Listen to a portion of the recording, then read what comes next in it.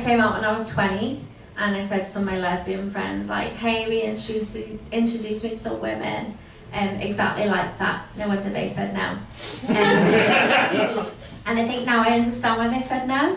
And I think it's because, like, when you first come out, it's a bit like when you're first learning how to drive, and that, like, everyone is so happy for you that you're finally learning how to drive, but no one is letting you near their car. And even though I was born with a car of my own, no one is letting me play with their clutch. Wordplay, tick. Yeah, I'm quite a bad bisexual though. I didn't know what lesbian bed death meant. For those of you that don't know, it's normally in a different room. But for those of you that don't know, it's when two people get into a relationship and everything moves really quickly, so the sex life kind of curtails off, right? Whereas I thought it meant when someone finds your clitoris so quickly without assistance that your heart just stops for a minute.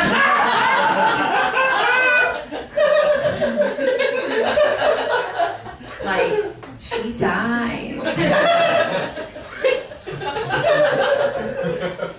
Doing what she loved. But yeah, I am on Tinder though. Is anyone else on Tinder?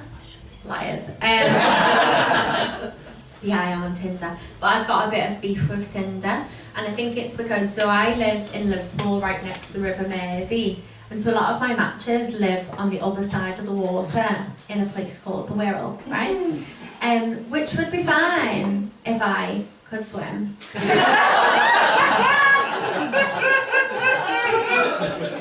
Or has a boat.